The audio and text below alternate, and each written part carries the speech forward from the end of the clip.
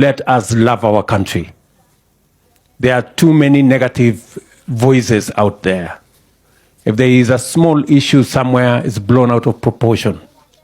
There's another issue somewhere, people talk negatively about our country. Would we say that this is the William Ruto who used to give the former President Uhuru Kenyatta sleepless nights at the very tail end of Uhuru's second term? Na badala ya viongozi kuwa wanaketi kusema tutasuluhisha namna gani, jameni, tutasaidiana namna gani, wengine wanaenda huko kuinsight wananchi. Badala ya kuja kunisaidia, kuniambia niko na mawaidha hii na njia hii na njia hii, njia ambaye tunaweza tuokoe watu yetu wakati tunagojea mambo haya yaishe, wewe huko kwa soko na matusi. Na wewe unajiita kiongozi na unajiita ati wewe ndio sijui namba ngapi katika nchi ya Kenya. For one and twice and thrice and everything, we had William Ruto give President Uhuru Kenyatta hard time to try to explain to Kenyans what he had achieved. And generally the entire government of Uhuru Kenyatta in the last term, we really had difficult time to understand the success, because every time, every moment, the opposition was so strong from the deputy president by then himself. And I want to tell them, we are ready for that contest, my friends. Bring it on. Nataka kuishi kuongea siasa mchana mpaka usiku. Na wakati nilisema hivyo nikasema, jameni, kwa heshima, kwanza tufanye kazi, tutarudi wakati wa siasa ukifika. Nikaambiwa wewe huna uwezo wa kutuambia tuache. Nikasema sasa hii mambo ya kutangatanga, akasema wacha sisi tutangatange. Nikasema basi. You cannot deny me as deputy president the credit we have achieved in the many things we have achieved as a government. Mimi niliuliza kwa heshima tu, nikasema jameni, sina ubaya na ambitions za mtu yeyote, kwa sababu kiti kubwa sio ya Uhuru. Kama ni mpango ya mabarabara, mimi niliketi kwa meza tukipanga mambo ya mabarabara. Kama ni mpango ya stima, mimi niliketi chini tukapanga mambo ya stima. Jumatatu, Rais Kenyatta alidai Ruto aligeukia safari za kampeni akiwa juu ya gari na kusahau majukumu yake ya ofisini. Ninawasikia huko hakuna kazi inafanywa, hakuna wakiongea juu ya magari. I have been in politics long enough that you plan theory in offices, but you execute practicals in the field, sometimes on top of cars. Lakini Ruto sasa anadai rais hawezi kujipiga kifua kwa mafanikio ya Jubilee peke yake. Kama mtataka porojo ya kuja hapo kupiga porojo, ya? Na porojo haimalizi umaskini. Porojo haitibu kansa. Porojo haijengi barabara. Lakini leo Rais Kenyatta amesisitiza Ruto hajakuwa kazini, bali ajenda yake kuu imekuwa kutoa uongozi, huku leo akipiga kampeni Kakamega.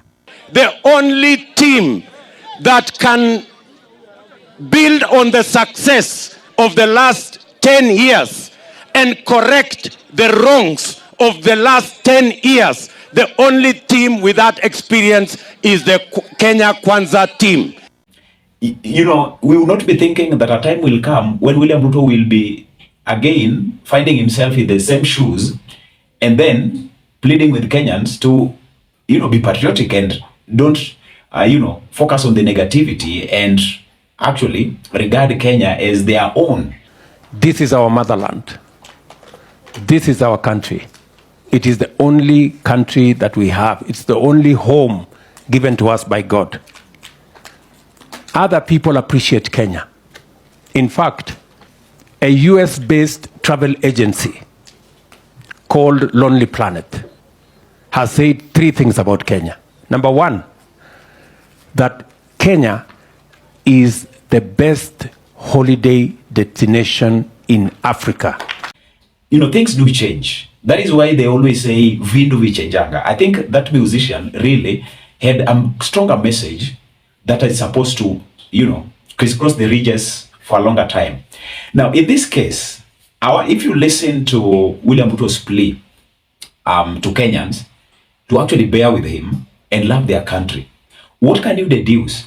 First of all, what I noted is that the tone of William Ruto changed. What William Ruto is now coming out to showcase out of everything that he's speaking is a man who is kind of appearing to be fatigued. But is appearing as just, a man must try. They always say, even if you are so fatigued from the inside, just show something that at least you are strong, okay? Protect the real thing in you that is going to reveal the weakness. So by him coming out to plead with Kenyans that please let us love our country, it denotes that we have reached a point where the government cannot pinpoint 1, 2, 3 things that they have done for the nation. They always say that actions speak louder than words. If Ruto was performing, there is no day we will be hearing such instances, because according to his statement, he is saying that everybody is talking negatively about the country.